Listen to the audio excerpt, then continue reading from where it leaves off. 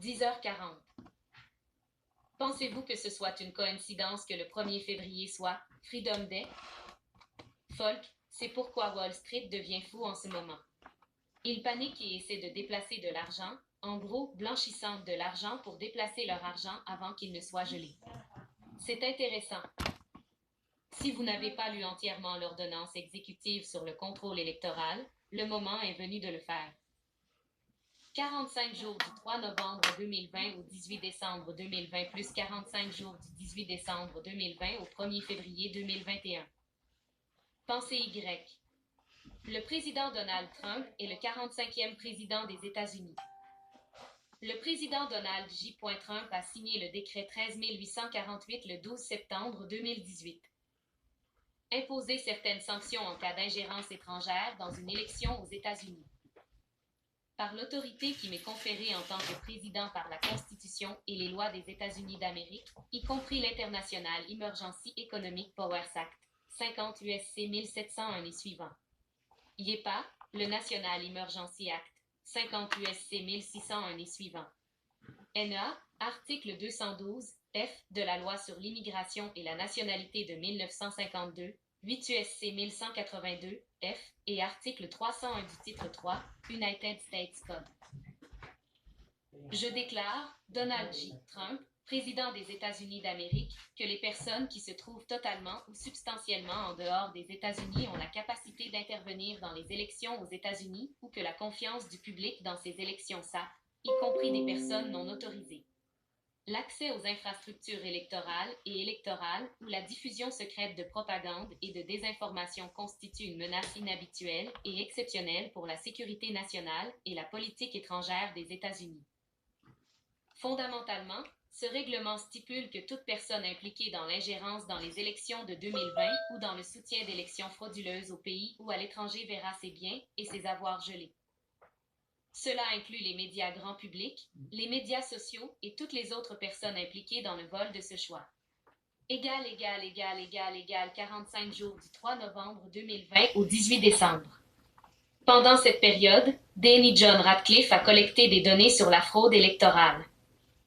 Section 1. Au plus tard 45 jours après la conclusion d'une élection aux États-Unis, le directeur du renseignement national, en consultation avec les chefs d'autres départements et agences exécutifs appropriés, évalue toute information indicative de l'existence d'un gouvernement étranger ou de toute personne agissant en tant que représentant ou au nom d'un gouvernement étranger a agi avec l'intention ou le but d'interférer dans cette élection.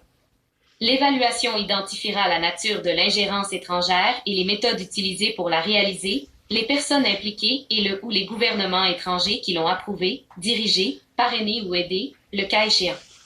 Le directeur des services nationaux de renseignement transmettra cette évaluation et les informations connexes au président, au ministre des Affaires étrangères, au ministre des Finances, au ministre de la Défense, au procureur général et au ministre de la Sécurité intérieure.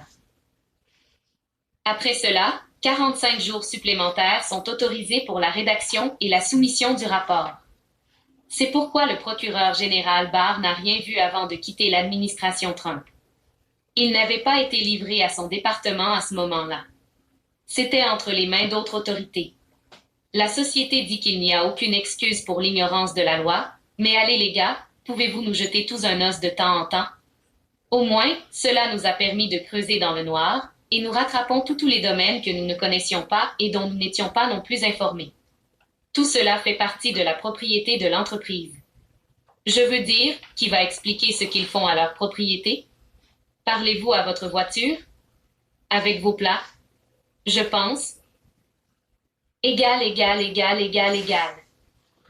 45 jours du 18 décembre au 1er février. Cette période a permis à Danny John Ratcliffe de compiler toutes les données, de compiler le rapport de fraude électorale et de remettre le rapport au président Trump. Section 1. B. Dans les 45 jours suivant la réception de l'évaluation et des informations décrites à la section 1 tab du présent arrêté, le procureur général et le ministre de la Sécurité intérieure, en consultation avec les chefs de toutes les autres autorités compétentes et, le cas échéant, les autorités nationales et locales, Transmet au président, au secrétaire d'État un rapport au secrétaire au Trésor et au secrétaire à la Défense évaluant l'élection aux États-Unis sous réserve de l'évaluation des critères. La section 1 pas. Égal, égal, égal, égal, égal, égal. Puis, le 1er février ou après, les choses commencent vraiment à se produire. Section 2. À tous les biens et intérêts de propriété situés aux États-Unis, qui tomberont plus tard aux États-Unis, ou qui tomberont plus tard en la possession ou le contrôle de toute personne américaine des éléments suivants, seront bloqués et transférés, payés, exportés, retirés ou traités d'une autre manière toute personne étrangère désignée par le secrétaire au Trésor en consultation avec le secrétaire d'État, le procureur général et le secrétaire à la sécurité intérieure, y directement ou indirectement impliqués dans une ingérence aux États-Unis pour avoir été impliqués, avoir parrainé, dissimulé ou rendu complice. 2. Le soutien matériel, le parrainage ou le soutien financier, matériel ou technologique pour, ou les biens ou services pour, ou à l'appui des activités décrites au sous-alinéa A I du présent article, ou par des personnes dont les biens et intérêts sont conformément verrouillés à cet arrangement. 3. Être détenu ou contrôlé par, ou agir par, toute personne qui agit, directement ou indirectement, pour ou au nom de toute personne dont la propriété ou les intérêts sont bloqués en vertu de la présente ordonnance. B. Le décret 13 694 du 1er avril 2015, tel que modifié par le décret 13 757 du 28 décembre 2016, reste en vigueur. Cet arrêté n'a pas pour but et ne servira pas à limiter le pouvoir discrétionnaire du ministre des Finances dans l'exercice des pouvoirs prévus par le décret 13 694.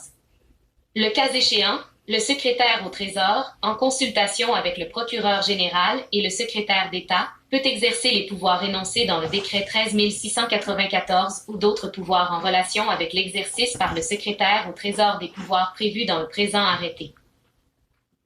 C. Les interdictions de la sous-section A de la présente section s'appliquent sauf dans la mesure prévue par la loi ou toute ordonnance, directive ou licence qui peut être émise en vertu de la présente ordonnance, et nonobstant tout ce qui a été conclu avant la date de cette commande, contrat ou licence ou permis accordé. Paragraphe 3. Après avoir soumis l'évaluation requise à la section 1A et le rapport requis à la section 1B.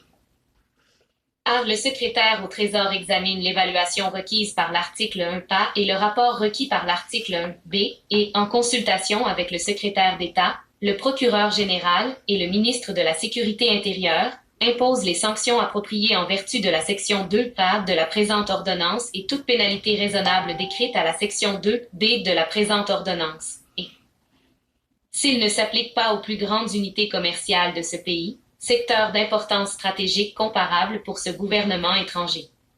La recommandation doit comprendre une évaluation de l'impact des sanctions recommandées sur les intérêts économiques et de sécurité nationale des États-Unis et de leurs alliés. Toute sanction recommandée doit être adaptée de manière appropriée à l'ampleur de la nuisance étrangère identifiée et peut inclure une ou plusieurs des mesures suivantes en relation avec chaque cible étrangère. La recommandation doit comprendre une évaluation de l'impact des sanctions recommandées sur les intérêts économiques et de sécurité nationale des États-Unis et de leurs alliés. Toute sanction recommandée doit être adaptée de manière appropriée à l'ampleur de la nuisance étrangère identifiée et peut inclure une ou plusieurs des mesures suivantes en relation avec chaque cible étrangère. La recommandation doit comprendre une évaluation de l'impact des sanctions recommandées sur les intérêts économiques et de sécurité nationale des États-Unis et de leurs alliés. Toute sanction recommandée doit être adaptée de manière appropriée à l'ampleur de la nuisance étrangère identifiée et peut inclure une ou plusieurs des mesures suivantes en relation avec chaque cible étrangère. I. Bloquer et interdire toutes les transactions sur les biens ou les intérêts de toute personne relevant de la juridiction des États-Unis. 2. Les restrictions de licence d'exportation en vertu de toute loi ou réglementation exigeant un examen et une approbation préalable du gouvernement des États-Unis comme condition d'exportation ou de réexportation de tout bien ou service. 3. Interdiction aux institutions financières américaines d'octroyer des prêts ou des crédits à quiconque. 4. Les restrictions sur les opérations de change dans lesquelles une personne est impliquée. V. Les interdictions de transfert de crédit ou de paiement entre ou par, via ou vers une institution financière au profit de toute personne. 6. Interdiction à toute personne américaine d'investir ou d'acquérir des actions ou des titres de créance. 7. L'expulsion des États-Unis de tout dirigeant de société étrangère. 8. Imposer l'une des sanctions énoncées dans le présent article à l'encontre du chef de la direction étranger d'une personne. 9. Toute autre action autorisée par la loi. Égal. Maintenant à Pelosi et à d'autres, cela explique le tollé pour l'application du 25e amendement, et lorsque cela a échoué, le tollé pour une destitution immédiate. Il explique la censure à grande échelle jusqu'à, et y compris l'arrêt de plateformes web entières telles que Parler. Il explique toutes les divagations insensées et les actions désespérées qui étaient tous les cris d'une société en train de couler qui s'accroche à tout ce qui se trouve dans les murs du Capitole pour sauver sa cabane. Égal. Au nom Wall Street, il déplace de L d'argent aussi vite que possible. Les gestionnaires de hedge funds ont désespérément tenté de vendre à découvert autant que possible avant d'être interrompus. Il semble qu'il ait tenté de sauver leurs avoirs avant d'être confisqués. Les mêmes actifs sont apparemment sur le point d'être gelés, conformément au décret N-degré 13848 du président Trump. Égal. Point clé. Dès qu'une fraude électorale est commise, une enquête commence. Dans les 45 jours, les enquêteurs doivent prouver qu'il y a eu fraude électorale. Après les 45 jours, il reste 45 jours pour créer et soumettre le rapport. Une fois le rapport remis, les actifs seront gelés. Cela nous amène au règlement d'application sur le gel des avoirs. Cela devrait commencer le 1er février. Les avoirs seront gelés pendant 30 jours pendant que les enquêtes y relatives se poursuivent. L'ensemble du processus prend 90 jours à compter du jour où les avoirs sont gelés. Ce qui pourrait commencer le 1er février 2021. Quiconque est impliqué de quelque manière que ce soit verra tous ses avoirs gelés. Le 1er février 2021 est le jour où tout cela commence à se jouer. Même les gens qui ont conspiré ou dissimulé. 30 jours de gel des avoirs nous amènent à mars. Ils voient ce qui s'en vient et ils savent que c'est fait. Tout l'argent impliqué dans cela va couler.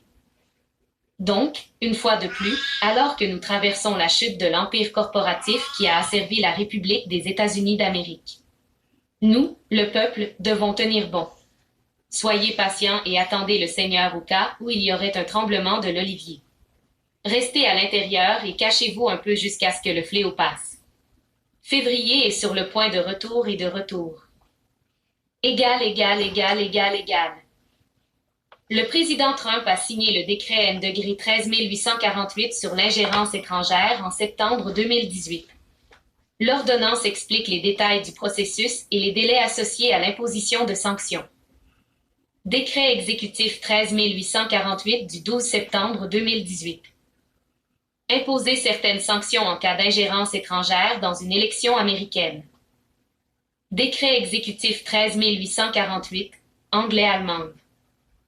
Restez forts, gardez la foi, Dieu est aux commandes.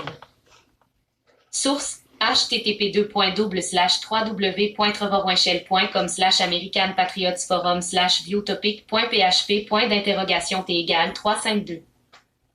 Trevor Winchell, administrateur du site, journaliste d'investigation Forum des Patriotes américains, aile d'information et la connaissance ne deviennent puissantes que lorsqu'elles sont utilisées pour éduquer et informer les autres de la vérité selon Dieu Tout-Puissant. C'est une traduction. On verra ce qui se passe à l'étranger là-bas. Mon plaisir. Posté dans Presse indépendante. Tag DS Trump. 2. 8. Geneviève Siwick.